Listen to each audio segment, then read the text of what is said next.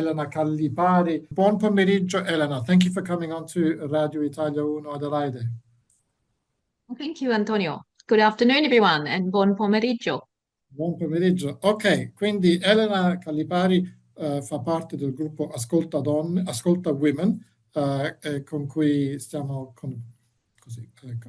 conducendo una serie regolare, così incontriamo un membro ogni mese, e questo è un gruppo di donne italo-australiane che si occupano, sono autrici, non solo autrici nel campo artistico, però soprattutto autrici. E quindi parliamo un po' di Ascolta Women e poi del lavoro e della vita di ciascuno di questi membri che vengono sul programma. Allora, Elena Callipari. I've seen quite a few Callipari around. Let's start with the personal story. Where does this name Callipari come from? Well, Antonio, I guess it comes from Natile in Calabria, in the very south of Italy. Who knows? It was probably, I don't know the longer sort of, ancient derivations, probably Greek, Yes. So Gallipari, Calipari, we sort of say it differently depending on how we've heard it. That's right. And so if I looked up the white pages, the Italian white pages, and there are several, in particular in a few villages in Calabria. I think Bovaro comes up, and a couple of others. And in Australia, is there a concentration of Calliparis in a particular site? Look, I imagine most of them are in the sort of Mildura Sunraysia region, because that's certainly where my father's family, the Calliparis, arrived and settled. However, I think there's a few in Melbourne as well that are probably distant cousins. So yeah, I think mainly up north in the Mildura Sunraysia region. So your origins, Australian origins, are in Mildura, but you don't live there at the moment, right? That's correct. That's correct. I was born actually in Redcliffs, which is just near Mildura. Funnily enough, that hospital is now an aged care centre. Yes. But yes, I left when I was around 17 to break down barriers for the rest of the siblings, and pursue sort of a more professional career, I guess, rather than becoming a farmer's wife and living a farming life. Okay, we can come back to the farmer's wife and farmer's life in a minute. So what was your professional career? So you left at age 17, you said? Yes, wow, correct. That's reasonably courageous. Then again, a lot of our parents and grandparents probably left their country, their village at correct. a similar age, from their village to going to the other side of the world. So you That's left right. Mildura for... I left Mildura to study at Melbourne University, and I lived on campus for a couple of years at the Catholic College, because that reassured my parents that I wouldn't get into trouble. And yeah, eventually, as you kind of stretch that umbilical cord, so to speak, I started, I guess, gaining a lot more confidence and living with other people and living with friends, and found that I couldn't study full time and also, live in a share house. I had to get a job. And I didn't want my parents always having to sort of pay my way. So that's what I did. I went part-time at university and started working full-time in the state public service. And over the next sort of 10 years, completed my arts law degree and, worked in the legal area for a short time before moving into kind of a management career, and I guess progressing through the ranks as they did. And then as changes kind of, came through, spills, fills, restructures, which is becoming more and more, apparent these days. Yes, yeah. Okay, and so arts law degree, then you said you've gone through the management ranks, you've gone up the ranks in public service, and now the literally, let's talk about the creative story and how you got involved with Ascolta Women. Were you two part of Well, the initial group around the COVID yes, lockdowns? that's right. That's right. Yes, I joined at the same time. You know, we were all going to go to an event at our Co-Asset Centre Okay. in Carlton. And, you know, it was pretty much that weekend that they, you know, announced everything was in lockdown. But, you know, I guess over the next few months we continued meeting and I guess being creative and connecting with each other, and it evolved. The group became incorporated a few years later in 2023. And yeah, my role has been a formal role on the committee as the secretary, but also creatively helping with the editing, writing myself. And it's been a lot of fun. I've met a lot of women. I guess recognize that we have so much in common, separate and apart from many of my cousins who are also creative people and are involved as well from, you know, the Mildura area as well as Melbourne, as well as Adelaide, as well as Queensland now, Western Australia, Canberra, London, Canada. We've got ascoltesse everywhere.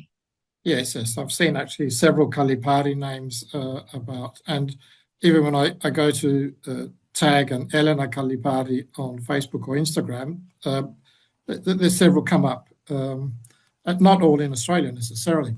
Now, okay, so you're correct. Okay, you've got a formal role on the committee. I understand you're currently the secretary.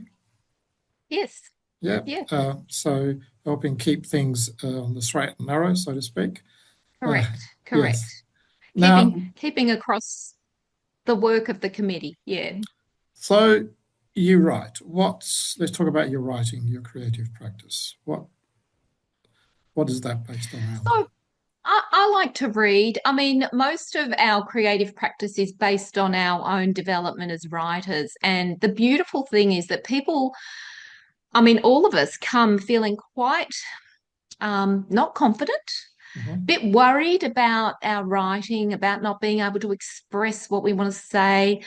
And the beautiful thing is that over, you know, a little bit of time, your writing actually develops. And especially because we listen to each other, which is the whole point of Ascolta, and we affirm each other in terms of our experiences. We share common experiences as children of migrants.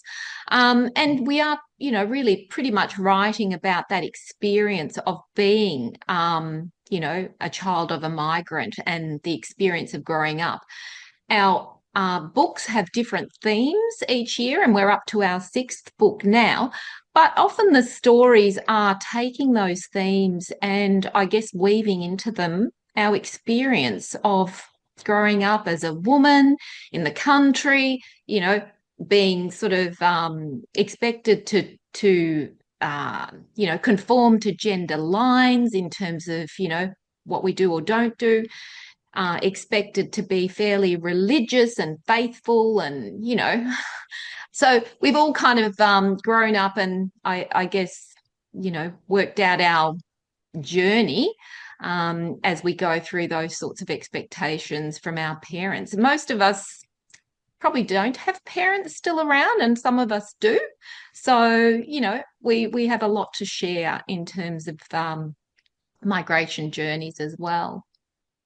Okay, the migration piece keeps on coming up in the conversations I have with Ascoltese. So how does it influence your work, your practice? I guess, well, I sort of write about my experience of being the eldest child of six and being left to care for my siblings, being expected to prepare a family meal, you know, and only being sort of an 8-year old. And I've written, you know, sort of my experience of, I guess, learning that I couldn't cook like my mother. And, you know, made, I think my very first spaghetti dish was really a dish of kind of glue because I didn't know you had to tip the spaghetti out. So some of those experiences are funny and sad, and I guess you channel them into your writing because often you're remembering those experiences. So some of that comes through my writing. Um, my experience of growing up on the farm, my father being a farmer, my mum working hard, I've written stories. One of our anthologies was all about La Terra, and that really showcased a lot of our fathers working hard on the farm and mothers growing, produce in the garden. So yes, our anthologies kind of I guess, are spaces where we can channel some of that experience of life. Well, you said you were talking about living on the farm, growing up in that context. I'll go back to the story I anticipated earlier. I visited Mildura once, and in the morning, we were having breakfast. I saw some interesting wine bottles in this cafe with great Italian varieties. So I mentioned to the waiter. He said, "Oh, the owner of the winery is here." So I went up and spoke to her. His name was Chalmers. And then I said, when I saw all these varieties, I was expecting to see an Italian. Her reply was, yes, I went to school with lots of Calabrians. Not Italians, Calabrians. So I'm guessing there must be a very strong Calabrian presence in Mildura. Yes. And maybe just a tiny bit from the Veneto with Stefano De Pieri. Okay. So, Maybe, yes. yes, strong Calabrian presence. And so what can you tell us about your mother's and your father's story? They must be different, yes? They're a little bit different. So I'm writing my mother's story at the moment. Hmm. And look, my father came out a bit earlier than my mother, but he's a bit shy about, I guess, sharing all the facts. But my mother, I guess we as kids always gravitated to my mother. She was the warmer of the two. And yeah, she came out in 1956 as an 18-year-old, hadn't seen her father for about 5 years. He had already migrated Okay. out and he had worked and saved to get the rest of the family out. Her mother and her um, two brothers rather, because one had already left, and herself. So her mother had actually been looking after the family as a single parent, and the support of her family in Natile for 5 years. So Hmm. they arrived in Melbourne. They were greeted by, I guess, relatives who'd come before, and basically, bundled their possessions onto the train and headed off up to Mildura, landing in sort of the Red Cliffs area. And my grandfather had already bought a property. It was a vineyard, an orchard of almonds. There were oranges. And that's where the family kind of settled.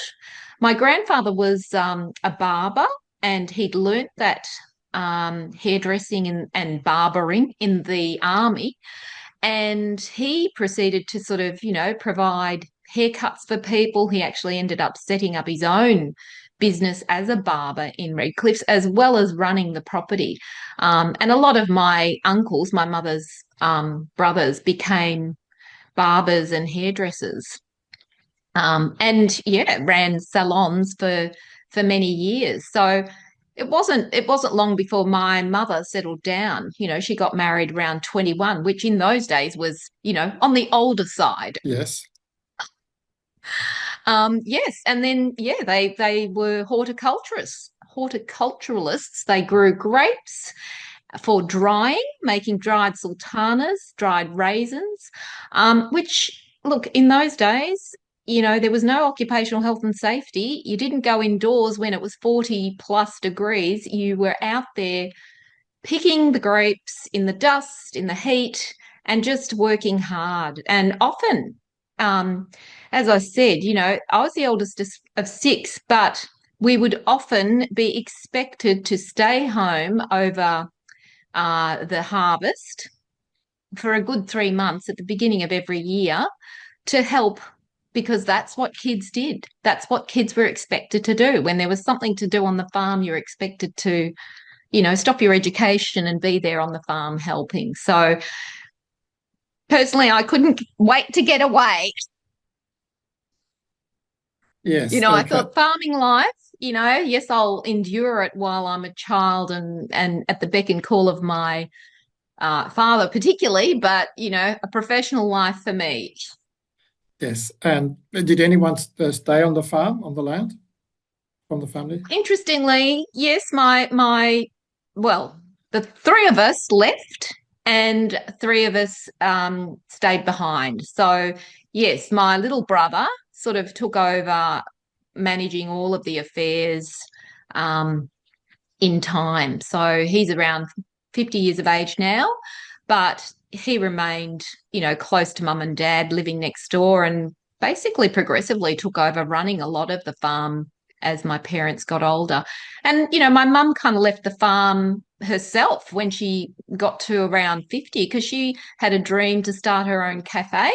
I'm surprised you weren't there when you said you were in Mildura. But my mother ran Pepper's Cafe for, Okay. a good 20 years until she was, 74. She retired. So that was around 10 years ago. And that was her pride and joy. It was, independence. It was not under the grapevines, under that blistering heat, but it was making her beautiful, homegrown, home produced, homemade Calabrian fare. So she, got a lot of joy out of that, still gets a lot of joy out of food and making preserves and all of that. So, they came with those skills from Natile, and that's what they learnt to do. And they, use those skills to good effect because, we all enjoy them still today. Important. Yes. So you said you're writing her story at the moment. Do you have any other projects on the fire or maybe on the back burner? No, not at the moment. I mean, writing for Ascolta, we write every 2 weeks. We meet online and there's always a theme. And, we're preparing our 6th anthology of stories around stories from El Corpo, so the body. And every 2 weeks, we have a different theme. And, the idea is we polish and edit pieces for the anthology, which we'll start to sort of collect late September and work over the rest of the year to have it prepared in time for launch next year around International Women's Day. Yeah, normally you do that on International Women's Day, March. Yes, Yes. around the 8th of March. So Il Corpo, that's interesting. All the themes have been interesting. The stories dalla terra, dalla tavola. Il Corpo opens up all sorts of interesting possibilities. Absolutely. Absolutely. And telling of Especially, stories. yeah. Stories around every part of a woman's body, really. The taboos and the non-taboos, and the having children, I guess we're going to be talking soon about the politics around a women's body. And even most recently, my sister and I participated in a project called Flesh After 50, which was, photographs of almost 500 women over 50, basically in the nude. Okay. And the idea was that in art and, you don't see women's bodies as they age, and how important it was for other women to, appreciate our bodies no matter what age we are. So, that was a bit of a piece to kind of change the perception of women's bodies. Look, there's a lot to write about and share around Il Corpo. So, that's keeping me busy, separate and apart from writing my mother's story. The other thing I like to do is collage. So, another thing we do is actually share art workshops with each other, and I guess explore different ways of being, of expressing stories or expressing our experiences. Yes. Okay. Well, time is getting on. I have to get my next guest in a couple of minutes. Thank you very much, Elena, for coming on to Radio Italia Una Adelaide and telling us your story. Yes, and look, always interesting, and it's always interesting how you develop your writing skills, and how the interaction is useful in adding sometimes nuance and capabilities to what you're doing. Very good, very interesting, supporting group. Regular practice, and that's what we're all about. Listening to and, affirming and providing feedback to each other. So, and growing confidence. So if people want to join us, we don't have a website at the moment, but we are looking at developing one. But we do have an email, ascoltawomen@gmail.com. And, we very much encourage people to get in touch with us. Ascoltawomen@gmail.com. There is also a functioning Facebook page, so that can also be one way. That's correct. Ok, grazie Elena. Ciao. Ciao.